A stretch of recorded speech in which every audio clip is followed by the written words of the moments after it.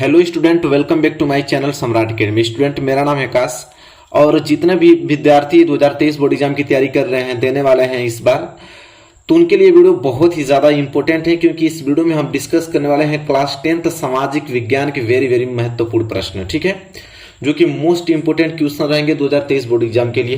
तो जितने महत्वपूर्ण प्रश्न डिस्कस करूंगा, टोटल कितने 10 महत्वपूर्ण अति लघु उत्तरीय प्रश्न में डिस्कस करने वाला हूं, जो कि लगातार बोर्ड एग्जाम में पूछा जा रहा है।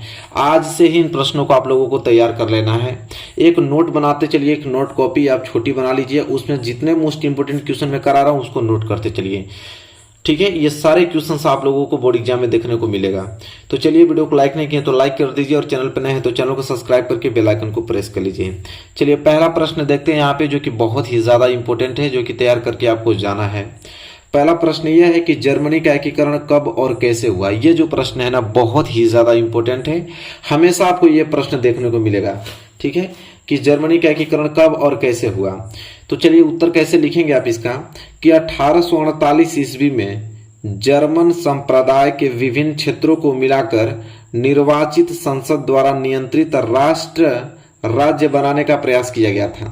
अभी कह रहा है कि 1848 ईस्वी में जो जर्मन संप्रदाय के बहुत अलग अलग क्षेत्र को क्या कर मिलाकर एक निर्वाचित संसद द्वारा नियंत्रित राष्ट्र राज्य बनाने का प्रयास किया गया था। और प्रसा ने राष्ट्रीय एकीकृत आंदोलन का नेतृत्व किया। प्रसा जो था वहां पे राष्ट्रीय एकीकृत आंदोलन का क्या किया था, नेतृत्व किया। और प्रसा के उसमें मुख्यमंत्री कौन, ऑटो वन बिस्मार्क को इस प्रक्रिया का क्या माना जाता है, जनक माना जाता है।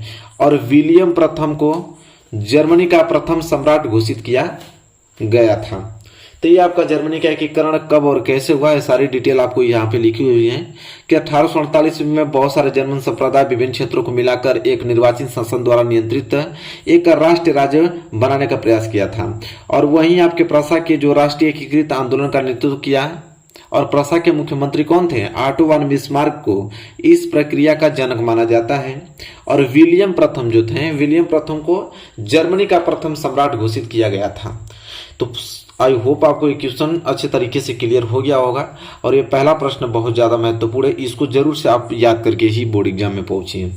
चलिए, इसके बाद हम बढ़ेंगे अगले प्रश्न की तरफ, प्रश्न नंबर दूसरे की तरफ। प्रश्न नंबर दूसरा देखिए क्या है, कि साइमन कमीशन का गठन क्यों किया गया था। जो साइमन कमीशन था उसका गठन क्यों किया गया था, तो उत्तर क्या लिखेंगे इसका, कि साइमन कमीशन जॉन साइमन के अंतर्गत गठित किया गया था। जो साइमन कमीशन था किनके द्वारा, तो जॉन साइमन, देखिए जिनके अंडरलाइन में नीचे किया ना, इसको आपको ब्लैक पेन से लिखना है। ठीक है, तो साइमन कमीशन जॉन साइमन के अंतर्गत गठित किया गया था। और इसका उद्देश्य जो था ना, भारत में संवैधानिक व्यवस्था के कार्य की समीक्षा करना और सुझाव देना था। ठीक है, तो साइमन कमीशन आपको समझा गया कि साइमन कमीशन गठन क्यों किया गया था। तो इसलिए किया गया था साइमन कमीशन, वो तो इसके कमीशन किसके अंतर्गत गठित किया गया था, तो जॉन साइमन के दौरान अंतर्गत गठित किया गया था। और इसका उद्देश्य ही यह था कि भारत में जो संवैधानिक व्यवस्था है उसके कार्य की समीक्षा करना और सुझाव देना था। तो आई होप आपको क्लियर हो गया होगा प्रश्न नंबर दूसरा। ठीक है, चलिए इसी के साथ हम बढ़ेंगे अगले प्रश्न की तरफ, और प्रश्न नंबर तीसरे की तरफ। देखिए, प्रश्न नंबर तीसरा क्या है, कि रेशम मार्ग क्या थे। रेशम मार्ग क्या थे, तो चलिए देखते हैं कि रेशम मार्ग क्या था। 2 नंबर के लिए प्रश्न पूछा जाता है आपके बोर्ड एग्जाम में।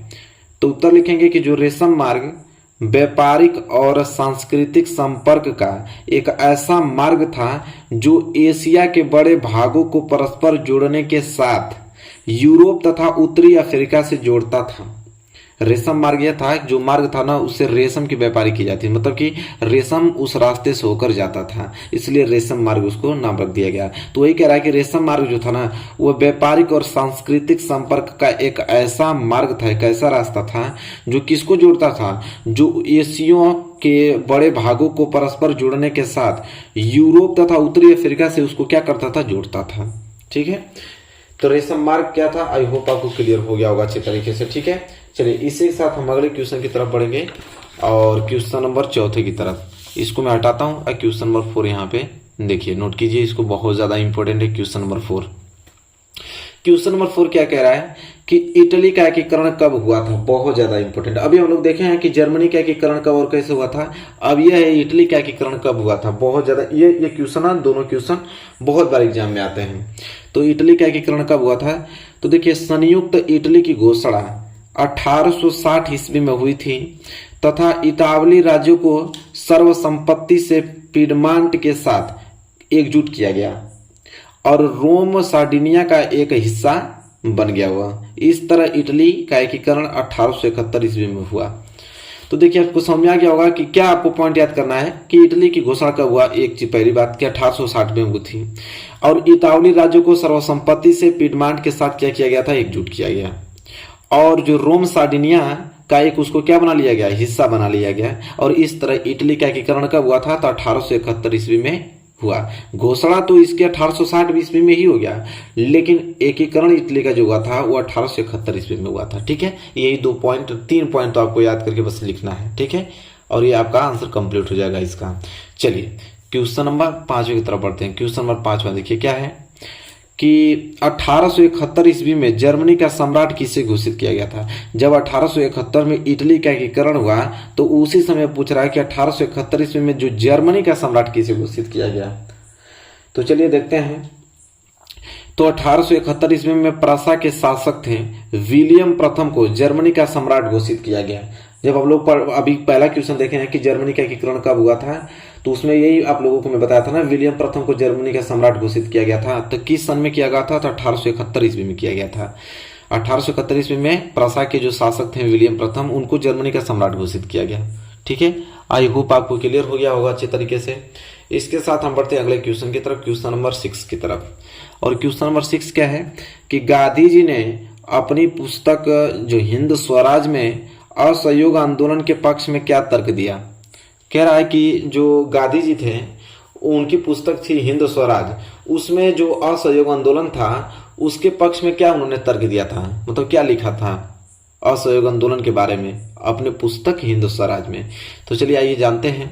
तो लिखिए कि गांधी जी ने अपनी जो पुस्तक हिंद स्वराज में असहयोग आंदोलन के पक्ष में तर्क दिए हैं कि प्यार और अफसोस की जो शक्ति है एवं हथियारों की जो शक्ति है वो असीम एवं अधिक प्रभावी है।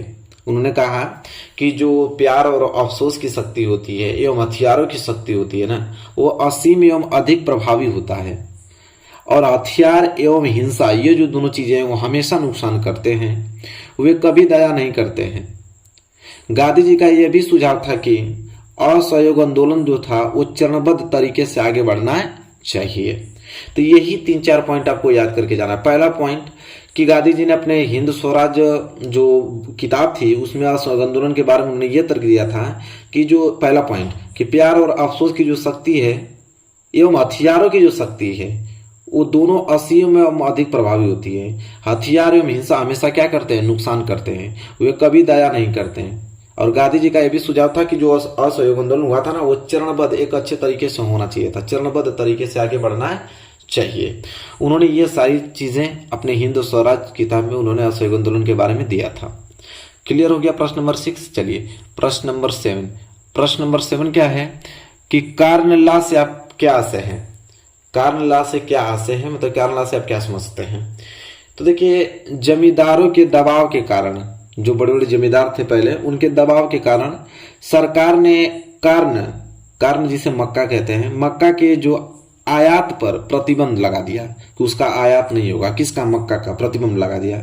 और इस कानून को सामान्यतः कार्न लॉ के नाम से जाना जाता है।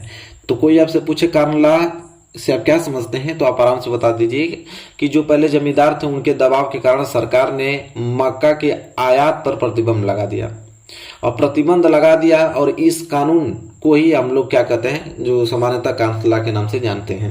ठीक है, तो आई होप आपको क्लियर हो गया होगा प्रश्न नंबर 7। ठीक है, कोई डाउट नहीं होना चाहिए आप लोगों को बिल्कुल भी। चलिए प्रश्न नंबर 8 की तरफ बढ़ते हैं। प्रश्न नंबर 8वां यहाँ पे आपको दिखाई दे रहा है क्या कि 1832 ईस्वी की संधि का नाम बताइए।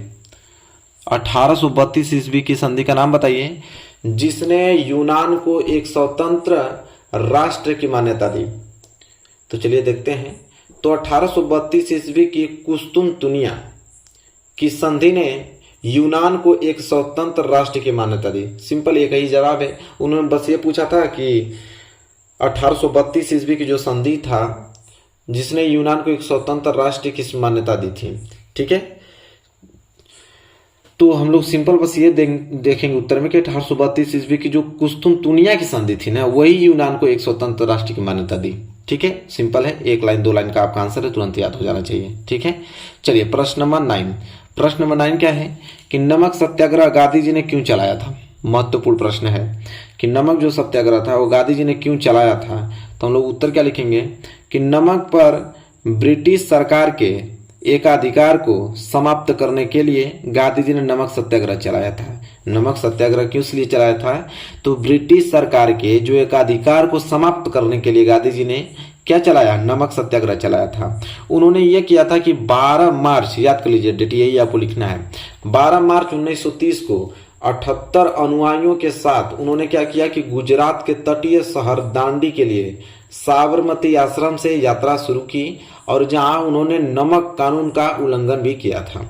ठीक है, तो आई होप आपको क्लियर हो गया होगा कि नमक सत्याग्रह गांधी जी ने क्यों चलाया था। ब्रिटिश सरकार के एक अधिकार को समाप्त करने के लिए उन्होंने चलाया था। और उन्होंने कब चलाया, तो 12 मार्च 1930 को उन्होंने 78 अनुयायियों के साथ गुजरात के जो तटीय शहर था दांडी, वहां से उन्होंने साबरमती आश्रम के लिए उन्होंने यात्रा प्रारंभ कर दी और पैदल ही उन्होंने गया था वहां पे, और उन्होंने नमक कानून का भी उल्लंघन वहां किया था उन्होंने। ठीक है, यही 3-4 चीजें आपको दिमाग में रहनी चाहिए। जब ये प्रश्न आए तो उसी को इंक्लूड करके आपको क्या कर देना है, लिख देना है। चलिए प्रश्न नंबर 9 क्लियर हो गया ना। प्रश्न नंबर 10, ठीक है, लास्ट प्रश्न है, नोट कीजिए इसको। क्या है कि प्रथम विश्व युद्ध में किस प्रकार के हथियार का प्रयोग किया गया था। प्रथम विश्व युद्ध में किस प्रकार के हथियार का प्रयोग किया गया था, तो आप उत्तर लिखोगे कि प्रथम विश्व युद्ध में पहली बार आधुनिक हथियार का प्रयोग किया गया था। प्रथम विश्व युद्ध में पहली बार आधुनिक हथियार का प्रयोग किया गया था, जिसमें मशीन गन, टैंक भी था, हवाई जहाज और रासायनिक हथियार आदि शामिल थे।